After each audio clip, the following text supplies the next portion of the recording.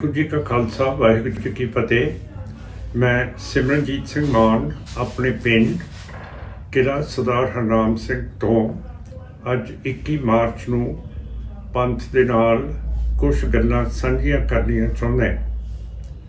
ਗੱਲ ਇਹ ਹੈ ਕਿ ਰਾਜ ਸਭਾ ਜਿਹਨੂੰ ਕਾਉਂਸਲ ਆਫ ਸਟੇਟਸ ਕਹਿੰਦੇ ਹੈ, ਇਹ ਇੰਡੀਆ ਦੀ ਪਾਰਲੀਮੈਂਟ ਦਾ ਹਿੱਸਾ ਹੈਗਾ। ਜਿਵੇਂ ਇੰਗਲੈਂਡ ਦੇ ਵਿੱਚ ਹਾਊਸ ਆਫ ਲਾਰਡਸ ਹੁੰਦਾ, ਅਮਰੀਕਾ ਦੇ ਵਿੱਚ ਸੈਨੇਟ ਹੁੰਦੀ ਹੈ, ਅਤੇ ਅਮਰੀਕਾ ਦੀ ਸੈਨੇਟ ਦੇ ਵਿੱਚ ਹਰੇਕ ਸਟੇਟ ਤੋਂ 2 ਨੁਮਾਇੰਦੇ ਭੇਜੇ ਜਾਂਦੇ ਹੈ ਕਿ ਅਮਰੀਕਾ ਦੀਆਂ ਜਿੰਨੀਆਂ ਵੀ ਸਟੇਟਾਂ ਹੈਗੀਆਂ ਉਹ ਐ ਨਾ ਕਹਿਣ ਕਿ ਸਾਡਾ ਰਾਜ ਭਾਗ ਦੇ ਵਿੱਚ ਹਿੱਸਾ ਨਹੀਂ ਹੈ। ਇਸ ਕਰਕੇ ਸੈਨੇਟ ਦੇ ਵਿੱਚ 2 ਮੈਂਬਰ ਭੇਜੇ ਜਾਂਦੇ ਹੈ।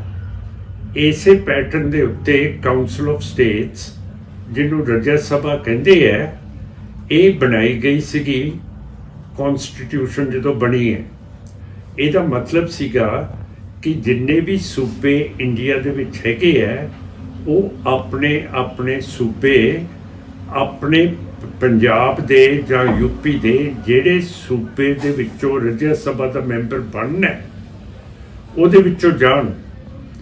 ਅੱਜ ਆਮ ਆਦਮੀ ਪਾਰਟੀ ਨੇ ਅਨਾਉਂਸ ਕੀਤਾ ਹੈ ਕਿ ਅਸੀਂ 5 ਸੀਟਾਂ ਭਰ ਰਹੇ ਹਾਂ, ਜਿਹੜੀਆਂ ਇਹ ਭਰ ਸਕਦੇ ਆ ਕਿਉਂ ਕਰਕੇ ਇਹਨਾਂ ਨੂੰ ਸਾਡੀ ਕੌਮ ਨੇ ਬਹੁਤ ਜ਼ਿਆਦਾ ਗਿਣਤੀ ਵਿਧਾਨ ਸਭਾ ਤੇ ਅਸੈਂਬਲੀ ਦੇ ਵਿੱਚ ਦਿੱਤੀ ਹੈ।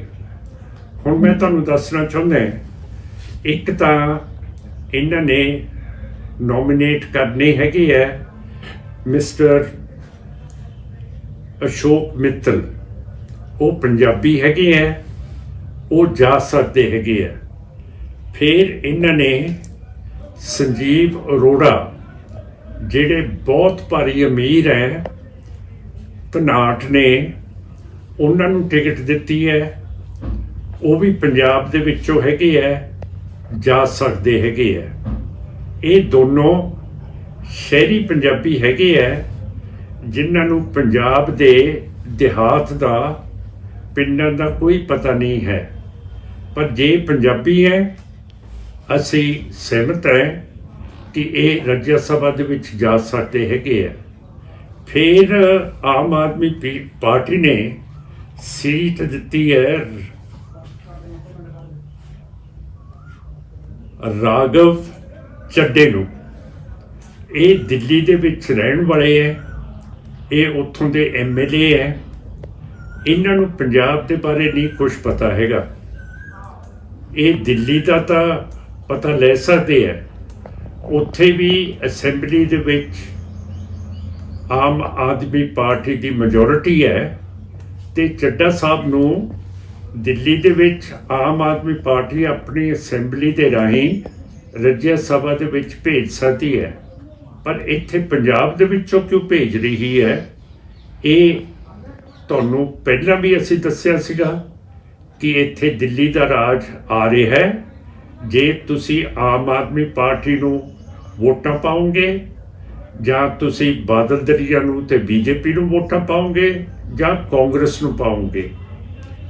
ਹੁਣ ਕੌਮ ਸਾਡੀ ਆਪ ਜ਼ਿੰਮੇਵਾਰ ਹੈ, ਜਿਨ੍ਹਾਂ ਨੇ ਇੰਨੀਆਂ ਸੀਟਾਂ ਆਮ ਆਦਮੀ ਪਾਰਟੀ ਨੂੰ ਦਿੱਤੀਆਂ ਹੈਗੀਆਂ। ਫਿਰ ਅਗਲੇ ਨੁਮਾਇੰਦੇ ਮੈਂ ਦੱਸਦਾ ਹੈਗਾ, ਇਹ ਸੰਦੀਪ ਪਾਠਕ ਹੈਗੇ ਹੈ।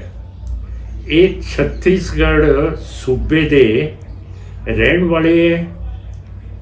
ਛੱਤੀਸਗੜ੍ਹ ਸੂਬਾ ਉਹ ਹੈ ਜਿੱਥੇ ਆਦਿਵਾਸੀ ਲੋਕ ਜੰਗਲਾਂ 'ਚ ਰਹਿੰਦੇ ਹੈ, ਆਪਣੇ ਹੱਕ ਹਕੂਕ ਮੰਗਦੇ ਹੈ। ਪਰ ਗੌਰਮੈਂਟ ਆਫ ਇੰਡੀਆ ਉੱਥੇ ਆਪਣੀ ਫੌਜ ਭੇਜ ਕੇ CRP BSF ਇਹਨਾਂ ਨੂੰ ਕਹਿੰਦੀ ਹੈ ਕਿ ਤੁਸੀਂ ਜਾਂ ਤਾਂ ਨਕਸਲਾਈਟ ਹੋ ਜਾਂ ਤੁਸੀਂ ਮਾਓਵਾਦੀ ਹੋ, ਅਤੇ ਇਹ ਨਾਂ ਦੇ ਕੇ ਇੱਥੋਂ ਦੇ ਆਦਿਵਾਸੀਆਂ ਨੂੰ, ਛੱਤੀਸਗੜ੍ਹ ਦਿਆਂ ਨੂੰ ਮਾਰ ਦਿੰਦੀ ਹੈ ਜਾਨੋਂ। ਇੱਥੋਂ ਦੇ ਹੈਗੇ ਆ ਪਾਠਕ ਸਾਹਿਬ, ਜਿਹੜੇ ਸਾਡੇ ਪੰਜਾਬ ਦੇ ਵਿੱਚ ਜਾ ਕੇ ਰਾਜ ਸਭਾ ਦੀ ਸਾਡੀ ਨੁਮਾਇੰਦਗੀ ਕਰਨਗੇ। ਫਿਰ ਅਗਲੇ ਹੈਗੇ ਹੈ ਹਰਭਜਨ ਸਿੰਘ ਜੀ, ਜਿਹੜੇ ਕ੍ਰਿਕਟ ਦੇ ਬਹੁਤ ਵਧੀਆ ਗੇਂਦਬਾਜ਼ ਹੈਗੇ ਹੈ ਔਰ ਬਹੁਤ ਅੱਛੇ ਹੈ। ਪਰ ਆਹ ਤੁਸੀਂ ਦੇਖੋ, ਮੈਂ ਤੁਹਾਨੂੰ ਉਹਨਾਂ ਦੀ ਫੋਟੋ ਦਿਖਾ ਰਿਹਾ ਹੈ ਕਿ ਜਦੋਂ ਕਿਸਾਨਾਂ ਦਾ ਹੋ ਰਿਹਾ ਸੀਗਾ, ਇਹ ਕਰ ਰਹੇ ਸੀਗੇ ਕਿਸਾਨ ਆਪਣਾ ਜੱਦੋ-ਜਹਿਦ, ਉਦੋਂ ਹਰਭਜਨ ਸਿੰਘ ਜੀ ਇੱਥੇ ਟੋਪੀ ਪਾ ਕੇ ਬੈਠੇ ਹੈ ਤੇ ਇਹ ਬੀਜੇਪੀ ਦੇ ਵਿੱਚ ਜਾ ਰਹੇ ਹੈ। ਮੇਰਾ ਮਤਲਬ ਹੈ ਕਿ ਕੋਈ ਵੀ ਪੰਜਾਬ ਦੇ ਵਿੱਚੋਂ ਸਿੱਖ ਜਾ ਨਹੀਂ ਰਿਹਾ ਤੇ ਹਰਭਜਨ ਸਿੰਘ ਜੀ ਜਾ ਰਹੇ ਹੈ ਤੇ ਉਹ ਟੋਪੀ ਵਾਲੇ ਸਿੱਖ ਹੈ। ਤਾਂ ਫਿਰ ਤੁਸੀਂ ਉੱਥੇ ਕੀ ਸਮਝਦੇ ਹੋ ਕਿ ਸਿੱਖਾਂ ਦੇ ਮਸਲੇ ਕਿਵੇਂ ਹੱਲ ਹੋਣਗੇ? ਬਰਗਾੜੀ ਦੇ ਵਿੱਚ ਮਹਾਰਾਜ ਸੱਚੇ ਪਾਤਸ਼ਾਹ ਦੀ ਬੇਅਦਬੀ ਹੋਈ ਹੈ, ਉਹ ਮਸਲਾ ਹੱਲ ਨਹੀਂ ਕੀਤਾ। 328 ਸਰੂਪ ਗੁਰੂ ਗ੍ਰੰਥ ਸਾਹਿਬ ਜੀ ਦੇ SGPC ਬਾਦਲ ਦੇ ਹੱਥ ਦੇ ਵਿੱਚ ਜਿਹੜੀ ਹੈਗੀ ਹੈ, ਉਸ ਨੇ ਪਤਾ ਨਹੀਂ ਵੇਚਤੇ ਹੈ, ਕੀ ਕਰ ਦਿੱਤਾ ਹੈਗਾ।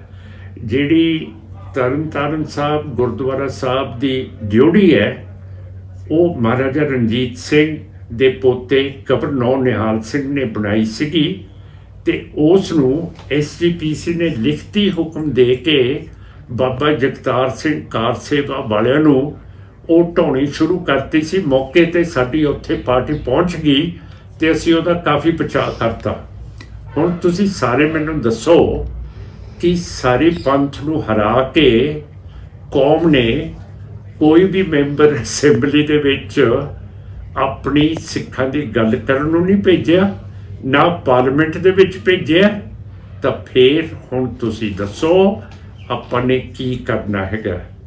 ਇੱਕ ਕਹਾਵਤ ਹੈ ਅੰਗਰੇਜ਼ੀ ਦੀ, ਉਹ ਮੈਂ ਦੱਸਣਾ ਨਹੀਂ ਚਾਹੁੰਦਾ ਕਿਉਂ ਕਰਕੇ ਉਹਦੇ ਨਾਲ ਕਾਫੀ ਇੱਥੇ ਭੇਤ-ਭਾਤ ਹੋ ਜਾਊਗਾ। ਪਰ ਜਦੋਂ ਹੁਣ ਕੰਮ ਹੋ ਚੁੱਕਿਆ ਹੈ, 1947 ਦੇ ਵਿੱਚ ਜਦੋਂ ਆਪਾਂ ਆਪਣਾ ਮੁਲਕ ਨਹੀਂ ਲੈ ਸਕੇ ਤੇ ਸਿੱਖਾਂ ਨੇ ਕੁਰਬਾਨੀਆਂ ਕੀਤੀਆਂ ਤੇ ਮੁਲਕ ਬਣ ਗਿਆ ਹਿੰਦੂਆਂ ਦਾ ਇੰਡੀਆ। ਕੁਰਬਾਨੀਆਂ ਕੀਤੀਆਂ ਸਾਰੇ ਸਿੱਖਾਂ ਨੇ, ਮੁਸਲਮਾਨਾਂ ਦਾ ਮੁਲਕ ਬਣ ਗਿਆ ਪਾਕਿਸਤਾਨ। ਸਿੱਖਾਂ ਨੇ ਜ਼ਿਆਦਾ ਕੁਰਬਾਨੀਆਂ ਕੀਤੀਆਂ। ਉਸ ਵੇਲੇ ਜਦੋਂ ਅੰਗਰੇਜ਼ਾਂ ਦਾ ਰਾਜ ਸੀ, ਉਦੋਂ ਅਸੀਂ ਸਾਰੇ ਅੰਗਰੇਜ਼ਾਂ ਦੇ ਗੁਲਾਮ ਸੀਗੇ। ਹਿੰਦੂ ਵੀ ਗੁਲਾਮ ਸੀ, ਮੁਸਲਮਾਨ ਵੀ ਗੁਲਾਮ ਸੀ, ਸਿੱਖ ਵੀ ਗੁਲਾਮ ਸੀ। ਗੁਲਾਮੀ ਦੇ ਵਿੱਚ ਸਾਡੀ ਸਾਰੇ ਬਰਾਬਰ ਸੀਗੇ, ਬਰਾਬਰਤੀ ਸੀਗੀ ਸਾਡੀ। 1947 ਤੋਂ ਬਾਅਦ ਜੋ ਸਿੱਖਾਂ ਨੇ ਕੁਰਬਾਨੀਆਂ ਕੀਤੀਆਂ, ਹਿੰਦੂਆਂ ਨੇ ਆਪਣਾ ਮੁਲਕ ਦਵਾਤਾ, ਮੁਸਲਮਾਨਾਂ ਨੂੰ ਆਪਣਾ ਮੁਲਕ ਦਵਾਤਾ। ਜਿਹੜੇ ਅਸੀਂ ਪਾਕਿਸਤਾਨ ਦੇ ਵਿੱਚ ਹੈ, ਉੱਥੇ ਅਸੀਂ ਮੁਸਲਮਾਨਾਂ ਦੇ ਗੁਲਾਮ ਹੈ। ਜਿਹੜੇ ਅਸੀਂ ਇੰਡੀਆ ਦੇ ਵਿੱਚ ਹੈ, ਅਸੀਂ ਹਿੰਦੂ ਦੇ ਗੁਲਾਮ ਹੈ।